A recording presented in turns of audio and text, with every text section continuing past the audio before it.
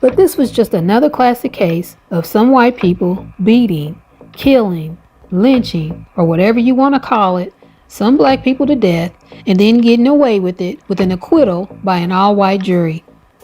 Hello. Today we dive into a disturbing chapter of Miami, Florida's past, the Liberty City Riot of 1980, which was ignited by the unjust acquittal of 4 police officers involved in the brutal killing of Arthur McDuffie. So please like, share, and subscribe to stay informed about America's often overlooked history. On the night of May 17, 1980, Liberty City, a mainly black neighborhood in Miami, became the ground zero for a 3-day uprising following the acquittal of 4 Miami-Dade police officers. They were Ira Diggs, Herbert Evans, Alex Marrero, and Michael Watts, on charges stemming from the brutal beating death of McDuffie and evidence tampering. The incident that led to the trial happened back on the early morning of December 17, 1979, when 6 white police officers stopped McDuffie, who was then 33 years old. McDuffie was stopped while riding a black and orange 1973 Kawasaki Z1 motorcycle. McDuffie was driving with a suspended license and had accrued traffic tickets. He led police on an 8-minute high-speed chase through residential streets at speeds of above 80 miles per hour, according to the initial police report. So let's set the scene of this incident, based on reports and testimony of those involved. Just before 2 in the morning on December 17, 1979, Metro Police Sergeant Diggs saw a speeding 1973 orange and black Kawasaki and gave chase, allegedly saying on his radio, "I'm going to get that guy." This is when the tragedy of Arthur McDuffie began. As the pursuit accelerated to speeds of 100 miles per hour and McDuffie sped past stop signs and red lights, more police joined in.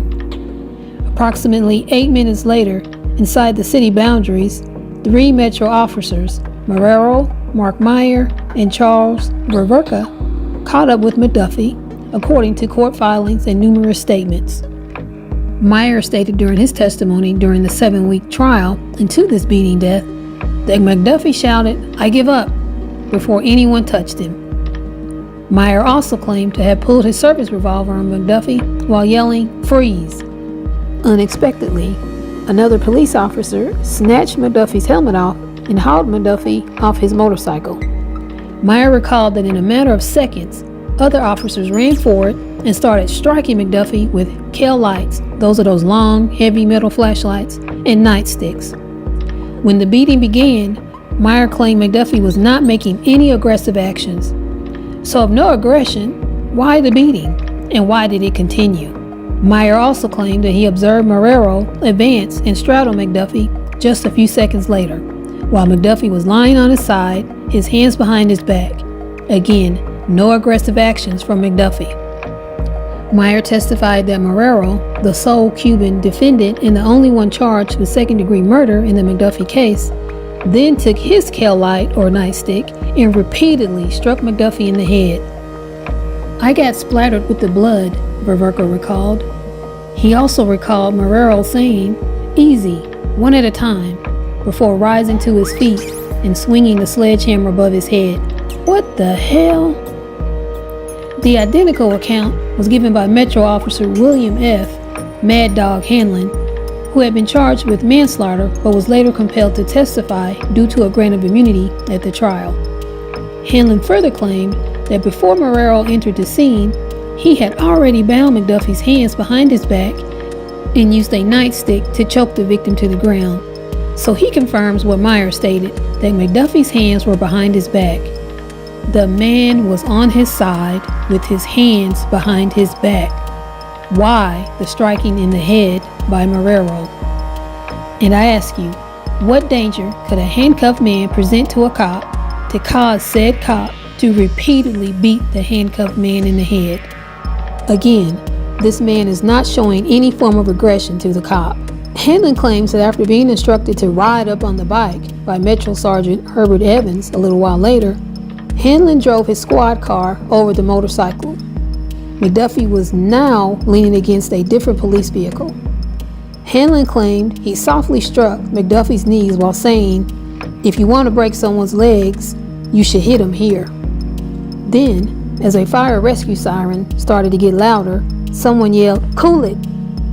The Miami police officers on the scene were then apparently informed by Sergeant Diggs that the county would handle the issue, and he cautioned, "You didn't see nothing." And Hanlon also claimed that he spoke on the phone with Evans, the accused architect of the cover-up, sometime before morning. Hanlon testified that Evans said he would make the scene look like an accident. This is the same Sergeant Evans who was not even present at the scene, by the way, but who also said that McDuffie attempted to flee on foot after losing control of his motorbike while making a left turn and hitting his head on the ground, according to Officer Viverka. Now, how did Evans see this or know this if he had not even been at the scene? After being apprehended by the police, McDuffie is said to have kicked Sergeant Diggs, who noted that the subject was observed to be fighting violently. But had McDuffie really been doing all of that fighting? I mean, Meyer and Hanlon stated that McDuffie was handcuffed with his hands behind his back. So what do you think? After realizing the gravity of their actions, the police officers attempted to concoct a cover-up. So to make the event appear like an accident, the police intentionally ran over McDuffie's motorcycle with a squad car. They basically manipulated the scene to make it look like McDuffie had died from a motorcycle accident, a disturbing act of deceit that was later exposed at the trial. McDuffie was finally taken to a local hospital where he succumbed to his injuries 4 days later. He had many skull fractures, one of which was 10 inches long, according to the coroner's report. That's almost a foot-long skull fracture. And the medical examiner, Dr. Ronald Wright, who examined McDuffie's body, found that McDuffie's injuries were not consistent with a motorcycle accident and that the broken gauges on the motorcycle did not make sense if McDuffie had fallen from it, as the police stated. According to Wright, it appeared as though he had been battered to death, and that the officers had brutally and repeatedly beat McDuffie, delivering heavy blows to his skull that put him in that coma, and which ultimately resulted in his death. A probe was prompted by discrepancies in the official report and concerns from Miami police officers who were appalled by what they had witnessed. And so the real story began unfolding. On December 26, 1979, Officer Viverka made a sworn statement that he had lied in the initial report. According to Viverka's statement, after McDuffie stopped, Viverka pulled him off his motorcycle and McDuffie responded by taking a swing at Viverka. More officers arrived shortly afterward, and according to Viverka, 6 to 8 of them began beating McDuffie with nightsticks and those heavy Kel-light flashlights. But remember what Meyer had recalled, that in a matter of seconds, other officers ran forward and started striking McDuffie with Kel-lights. So this seems to tie in with Viverka's statement here. Viverka also said that he tried to pull McDuffie out of the fracas, but was unable to do so. Now let's talk about Captain Marshall Frank of the Metropolitan-Dade County Department of Public Safety. He investigated this cover-up and made a sworn statement, which led to criminal charges against 4 of the officers. Here's an excerpt of Captain Frank's 1979 sworn affidavit as quoted in the New York Times. Quote, "In the process of arresting and handcuffing him, McDuffie's helmet was removed and he was thrown to the ground. Officers Ira Diggs, Michael Watts, William Hanlon, and Alex Marrero proceeded to strike McDuffie in and around the head and chest with flashlights and nightsticks no less than 5 times. During this time, the defendants used their flashlights and nightsticks to repeatedly strike the motorcycle upon which McDuffie had been riding and which, at the time he was initially apprehended, was undamaged. At the instructions of Sergeant Herb Evans, the defendant subsequently reported that the injuries to McDuffie and damage to his motorcycle were the result of a motorcycle accident. There was no accident," unquote. Did you hear that? There was no accident. Officer Hanlon later testified that he had choked McDuffie to the ground with his nightstick before he managed to handcuff McDuffie. Hanlon testified that after McDuffie was restrained, Officer Marrero struck McDuffie on the head with Marrero's tail light, quote, at least 3 times, unquote. Hanlon described these as very strong and very powerful blows. Hanlon also said of McDuffie, quote, his entire face was covered with blood, unquote. Hanlon added he was the officer who had driven over McDuffie's motorcycle. Hanlon also gouged the pavement with a tire iron to simulate skid marks and threw McDuffie's watch into the gutter. A patrol car had been used to deliberately run over the motorcycle to break its gauges and make it seem that McDuffie crashed. So this seems to match Hanlon's statement. And think about this. By the end of the struggle, the officers had, in the words of medical examiner Dr. Riot, cracked McDuffie's skull like an egg, using long, heavy, blunt objects. This was a melee. He said, cracked like an egg. Your skull cracked like an egg. Can you even imagine that? So on December 27, 1979, Bobby Jones, the temporary director of the Dade County Public Safety Department, suspended 3 officers. On December 28, 1979, charges of manslaughter and tampering with physical evidence were brought against Diggs, Hanlon, Marrero, and Watts. Evans was charged with being an accessory after the fact, and 4 other policemen were placed on paid leave. On February 1st, 1980, Marrero was accused of second-degree murder. According to Jones, there had been 13 internal affairs investigations and 47 public complaints mentioning the 4 manslaughter suspects since 1973.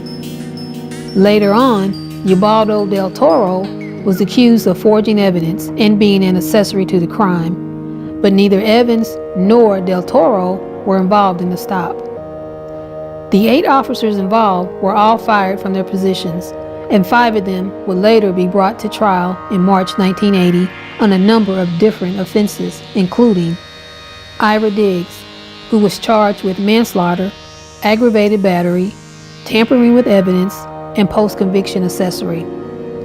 Herbert Evans was charged with evidence tampering and as a post-conviction accessory. William Hanlon was protected because of his testimony. Alex Marrero was charged with aggravated battery and second-degree murder. Mark Meyer received immunity for his testimony. Ubaldo Del Toro was charged with evidence tampering and post-incident accessory. Charles Reverka was protected because of his testimony. And Michael Watts was charged with aggravated battery and manslaughter. The trial was moved to Tampa due to the tense environment in Miami, which the presiding judge, Lenore Carrero Nesbitt, had referred to as, quote, a time bomb that I don't want to go off in my courtroom or this community, unquote. And on March 31st, 1980, jury selection started. Janet Reno, who later became the U.S. Attorney General under the Clinton administration, served as the chief prosecutor. Black people were intentionally left off the jury by a plan by the defense attorneys.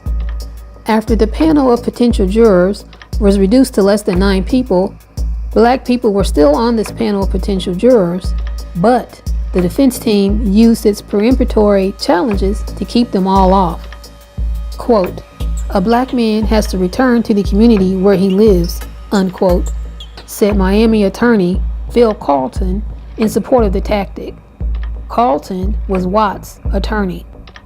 Carlton went on to say that, quote, I find it hard to imagine that a Black guy could have disregarded the consequences of voting for acquittal. The life of that man would have been worthless if the trial had taken place in Miami, unquote. But that's just another classic example of a white person explaining away their racist tactics as a way to protect the minority or to save the minority from something imagined by the white man. Remember President Andrew Jackson trying to save the Native Americans from the white man as a rationale behind the Trail of Tears? Bullshit in the 1830s, bullshit in 1980, bullshit today. According to Evans, defense attorney Edward Carhart, some people viewed the jury members as rednecks, but he claimed they were actually conservative, middle-class American type of people, or hard-nosed businessmen who were aware of the discrepancies in the state's evidence regarding who committed what crimes. Sounds similar to Trump's assertion to the January 6th insurrection rioters as patriots, or to his assertion that the Charlottesville protesters were some very fine people, huh? The trial lasted 7 weeks and it was televised. And the defense went to work muddying up the discrepancies in the reports, affidavits, and testimony. For example, the defense claimed that McDuffie, an ex-Marine they referred to as a karate expert, had attacked the police in a violent manner and that only necessary force had been applied to bring him under control. But the chief assistant state attorney said somebody beat this man's brains in. The 3 police witnesses, Ververka, Meyer, and Hanlon, all received immunity in exchange for their testimony, and they were also criticized by the defense for being unreliable. Meyer's immunity was repeatedly contested by the defense attorneys, as well as that of Hanlon, who had once shot a guy in the back, and Ververka, who was the son of a police captain. And the defense attorneys claimed that Meyer and Ververka had been given a license to lie, due to the extraordinary immunity agreements that forced them to stick to the final tales they told Dade County Police, even when these contradicted prior statements. Marrero, an officer who had received praise for his work as well as concerns about police violence, said that McDuffie seized his gun twice and that he struck the man with his nightstick as hard as he could out of fear for his own life. But remember, for a good portion of this entire event, McDuffie laid on the ground with his hands handcuffed behind him, and no one else stated that they saw McDuffie with the gun or even doing anything aggressive towards any of the officers. John Durant, a third Miami police officer, claimed that during a 2-minute visit to the scene that it was Watts, not Marrero, who was straddling McDuffie's lifeless body and striking him with a tail light. He reported seeing 10 to 15 Metro policemen encircling McDuffie. Durant claimed to have seen McDuffie being pulled aside by Miami police officer Alex Prince. Again, this is the defense muddying up the evidence. Following the prosecution's adjournment, but before the case was sent to the jury, on May 8, 1980, Del Toro, who had been accused of being an accessory after the fact, was found not guilty on a directed verdict because the state, according to Judge Nesbitt, had failed to make its case against him. The remaining cops were exonerated on all counts of the charge 9 days later by the 6-person, all-white jury after 2 hours and 40 minutes of deliberation due to conflicting witness testimony. The state attorney's office and the Dade County Public Safety Department, according to one juror, were in such a hurry to appease everyone they blew their case, despite the fact that one juror called McDuffie's death a tragedy. Additionally, reporters were told by the jury foreman that Hanlon and Ververka might have been more guilty than some of the defendants. And maybe so, since Ververka admitted during his testimony that he had used his helmet to strike McDuffie. According to Evans' defense attorney Carhart, the jury members were strongly persuaded that there was a legitimate question as to whether the proper guys had been put on trial. He claimed that in an effort to create a huge splash, the state charged too many officers but ended up finding no one guilty. After the acquittals, the prosecution said that the only thing it would have changed is the jury pool. You think? What about who you offered immunity to? What do you all think should have been done differently? Let us know in the comments. Following the acquittals on May 17, 1980, the riots broke out in Miami that evening. Around 5,000 people showed up in a rally at the downtown Miami Metro Justice Building. That evening, the demonstration had developed into a brawl by 6 p.m. 3 white men were dragged from their automobile and killed in northwest Miami while returning home after a day of fishing. That evening, while a butcher was returning from work, he was ambushed by a group of people throwing stones. And while he attempted to flee, He crashed into a wall, and the group then set fire to his car, killing him inside.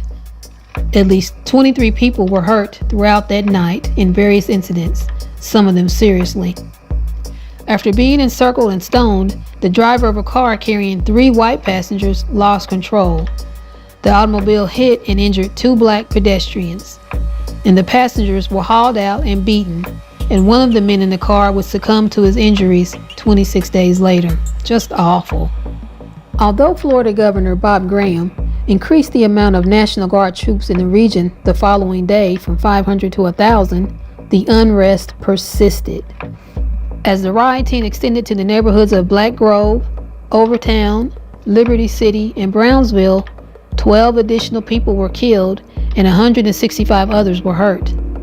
A black man who had driven to a convenience shop was shot once in the chest with a shotgun while his family looked on from a passing pickup truck. Good night. In addition, there were more burglaries, arson, and looting, and police were hesitant to approach some of the neighborhoods out of concern for sniper fire. In fact, drivers in Coconut Grove were warned to avoid the area by local police after reports of rocks being thrown at them. The entire city came to a halt. Eyewitnesses likened the riot scenes to a war zone. In a 2015 interview with the Sun Sentinel, retired officer Gerald D. Alessio recalled, "The moment the verdict was out, chaos ensued." And resident Angela Adams shared the fear she experienced, saying, "We were caged in a nightmare, praying for dawn." The city instituted a curfew from 8 p.m. to 6 a.m., along with a temporary prohibition on the sale of alcohol and firearms. And by the third day, the violence had subsided. In addition to the 1,000 National Guard members already in the city, Governor Graham deployed 2,500 more. Over the course of the 3 days of rioting, 18 people were killed, 370 people were injured, including young children, and 787 people were detained.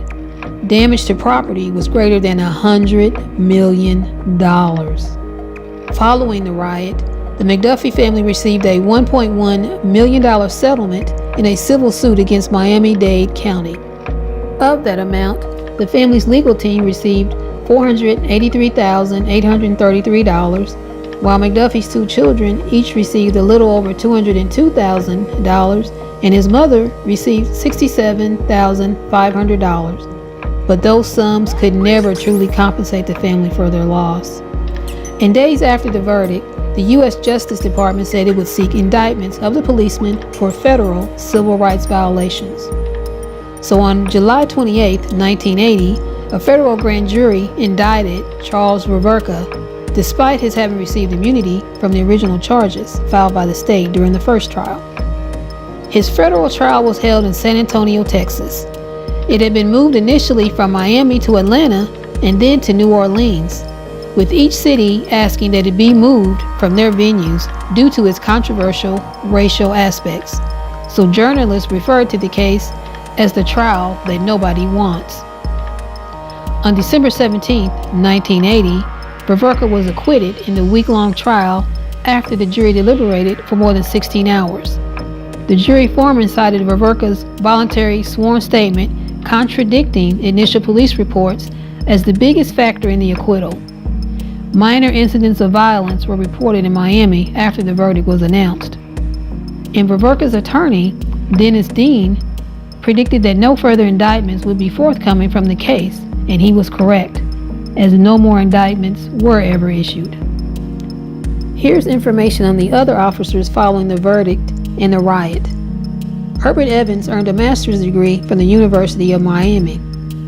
In the immediate aftermath of the trial, William Hanlon worked part-time as a chauffeur and real estate agent.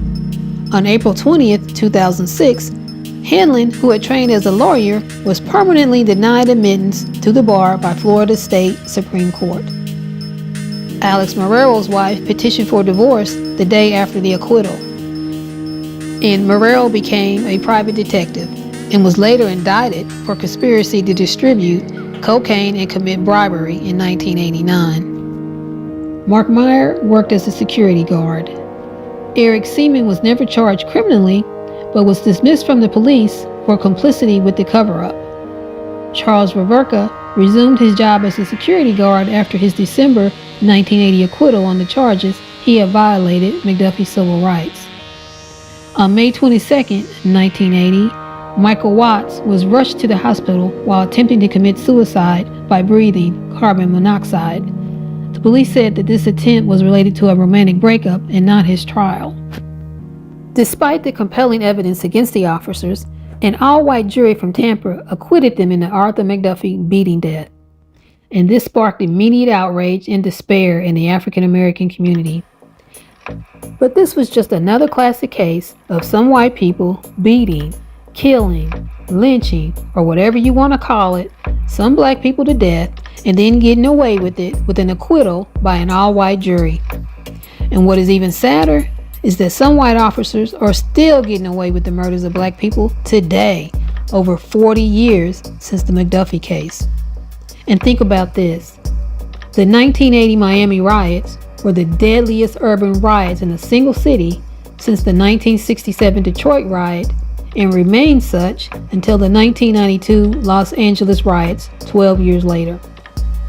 The Liberty City riot underscores the systemic racism and social inequalities in not only Miami, but throughout America, and many of which still persist today.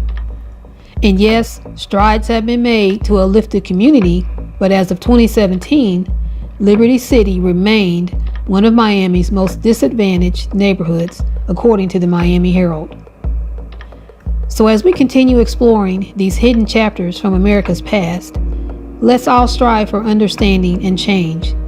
And we ask, do you think the officers involved in Arthur McDuffie's case should have faced harsher penalties for their actions? Why or why not? Leave a comment and let us know. Also, how can we ensure that justice is served in cases like these in the future? Share your thoughts in the comments so that together we can illuminate the shadows of these dark history moments in America. Don't forget to hit the bell icon for notifications on our next video. Thank you so much for watching, and we'll see you in the next episode. Bye for now.